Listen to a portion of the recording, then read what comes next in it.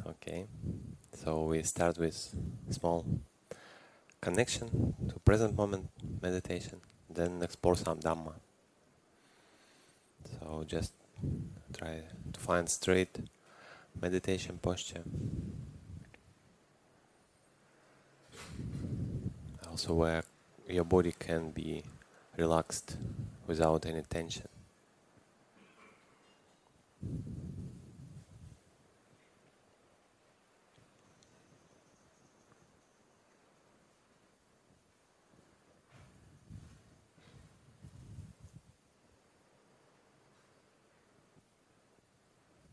And we just pay attention on our experience.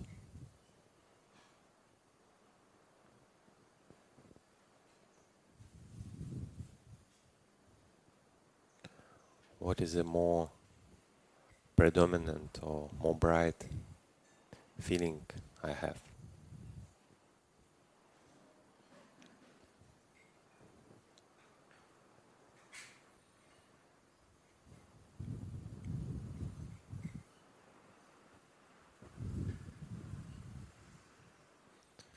You might just ask yourself, do I feel pleasant or unpleasant, comfortable or discomfortable? And then try to trace from which sense, from which channel these feelings come.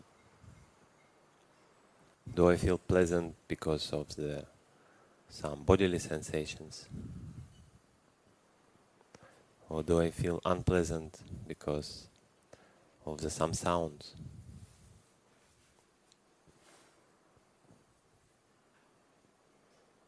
Or some idea, just I find it pleasant.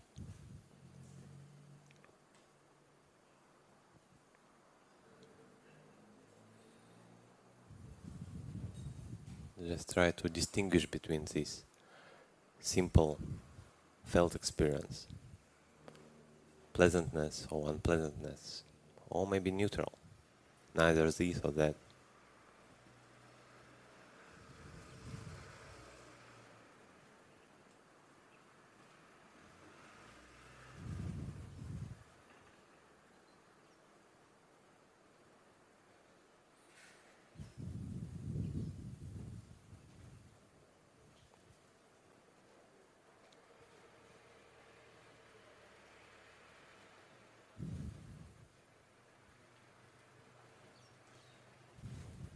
So just one of the way how we can keep connection with present.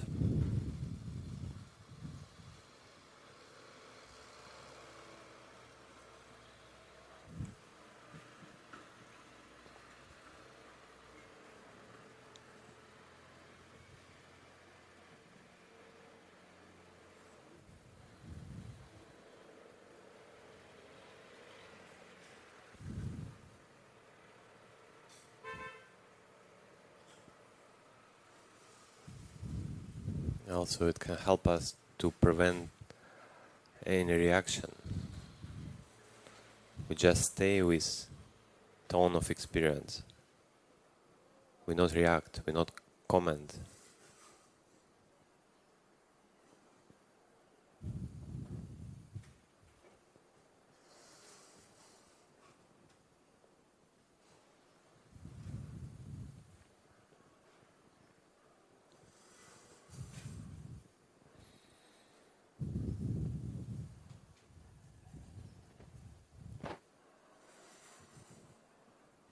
So trying to keep this mindfulness connection. We can explore a little bit more about this phenomena of feelings, of vedana, in Pali they call it, the tone of experience. And it's very kind of tricky. What do you think, feelings or vedana aspect, it's a bodily aspect or it's a mental? mental. Yeah.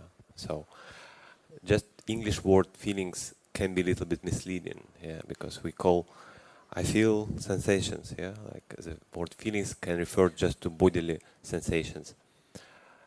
Even sometimes Vedana translates as sensations also, because we can say I sense, some mental things. So again, English word kind of they overlap bodily and mental, but the Pali word Vedana, it's referred to this simple. They call it like tone of felt experience. So how I can classify: is it a pleasant, or it's unpleasant, or it's neutral? And on more subtle level, we can say comfortable or discomfortable, because sometimes some experience we can say it's not actually pleasant and it's not unpleasant and it's not neutral. It's just slightly to pleasantness, yeah, or slightly, and this would be called like comfortable or discomfortable, something like this. And the good things about this, we can see that since it's mental, the door from which sense kind of the contact come, and because of the contact some feelings arise, can be any. So it can be I see something and I feel something because I see something. I hear something, of course bodily sensation, and mind also. So I think about something and then I feel pleasant or unpleasant because of this. So it's not only bodily. Bodily kind of it's more predominant because we are here always. And from experience point of view, you may see with a sharp mindfulness, sharp awareness, you may see that actually whenever you feel pleasant, it's a little bit manifest yourself in body. So you may feel bodily, like they call it tickling, small subtle sensations when you feel something pleasant. But it's again up to individual to explore. But long story short, we can clarify that the Vedana aspect, it's a kind of what come when we have a contact with the object, and then it's come some kind of tone of experience. We have some, it's not even our reaction, it's before our reaction. It's just what I feel. I feel pleasant, I feel unpleasant because of some contact. Okay, we can explore it a little bit. So in suttas, as usually, Buddha asks us question, why they call it Vedana? Like why they call Vedana? And the answer is, it called Vedana because it feels. So as usual, suttas give a very interesting answer. It's called feelings because it feels. Yeah, kind of. So what's here interesting that, and then it says like what it feels. It feels sukha, it feels pleasant, it feels dukkha, it feels unpleasant, and feels neither dukkha, no sukha, so neutral sensations, feelings, sorry. And here, very interesting that when it says it feels, it implies some impersonal aspect. So it's not that I feel pleasant, I feel unpleasant. It seems so. Yeah, as we discussed, it's kind of Vedana. It's part of aggregates subject to clinging. So we take it as a self. We take it as a my feelings. Very rare we take this feelings as I. Yeah, because with body sometimes we can feel okay, this is I. Sometimes it can come with mental, with for example intention or consciousness it may come. But with feelings it's mostly like my. It's my feelings. I cannot say that I am a feelings. This is very kind of rare comment, maybe for someone. But the thing is, like it just happens. So why it's called feelings? Because it feels. So it just occurs. This experience just happened because of some reason. And in another sutta, in Madhupindika Sutta, it's explained like from the all six senses, and they start from I. Start like because of the I and because of the form, I consciousness arise. So we know like this, and these three, I, form, and I consciousness called contact. So we may say in simple language, it's just experience of seeing. I have experience of seeing. And because of this experience, some Vedana come. So some feelings. I feel it's pleasant, unpleasant, or neutral. And then what so to say, what one feel, that one perceive. So they say sanya, perception, and Vedana, they come together. It's difficult to separate them. But we definitely can say that there is a strong relationship between them in terms of I cannot perceive what I'm not feeling, and other way around. And interesting, from practice of open awareness, you may kind of justify it. Because if you intentionally move yourself from sense to sense, it's one thing. So I want, like, for example, now seeing, hearing, smelling, tasting. So you rotate intentionally and you observe whatever you want to observe. But if you just release, if you just open, like, okay, let me experience whatever come, you may notice that in which sense the Vedana is stronger that you experience. So now, for example, hearing, yeah, it's stronger. Maybe it's unpleasant. And then you perceive it. For example, someone starts to dance here, for example. Yeah? It's kind of strong seeing experience. You may feel whatever, pleasant or unpleasant. Depends on the dance. So, and same way with taste, smell, and so on. So, wherever Vedana is stronger, that I perceive. So, we may say it's kind of the color of experience. Because when I see something, when the color is stronger, then the color is more in contrast, more predominant, that's grab my attention and I look there. Like beautiful colors, like red, for example, on the flowers. Yeah, there's everything green and red flower. Definitely my attention would be there, rather than on thousands of leaves, what green everywhere, and so on.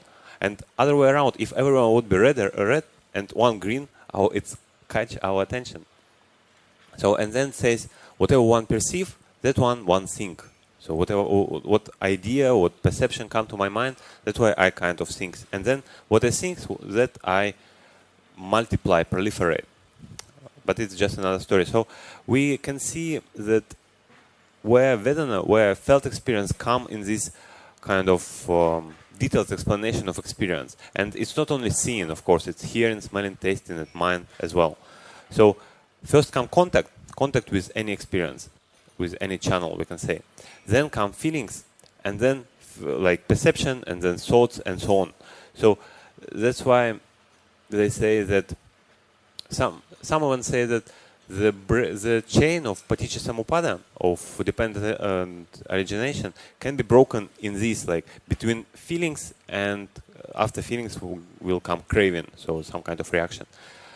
I mean, it's true in terms of, for most people, and it's more obvious point to break it. But we kind of know that with experience, you may reflect even on that how it's, what is ignorance, for example, and just get some breakthrough, just reflecting on why, because of ignorance, formations come, avijja, paccaya, sankhara, and so on. This just reminds us about the importance of recognition of felt experience and the importance of understanding that we cannot cut Vedana. Like there are some, like sometimes people perceive it like this, that I should cut a Vedana, and Arahant don't feel at all. So Arahant doesn't have any feelings, just kind of robot. Arahant doesn't have reactions, what he cannot control. This is the next step. So Vedana, it's uncontrollable because of the contact, and Arahant cannot avoid contact. Contact is just things what happen, and that's why felt experience arise. But in some suttas they say, what's a kind of superpower of Arahant? That he may experience, he may feel pleasant, but he perceive it as unpleasant. He may experience maybe unpleasant, and he perceive it as pleasant, and other way around. So he kind of master of his reaction. He may react on it like whatever, it's neutral. I mean, the best reaction, of course, with equanimity. So he don't like react with any pleasant or unpleasant, or even maybe not pleasant, unpleasant, good words here. He does not react with pull and push. He don't want to push experience. He don't want to pull it.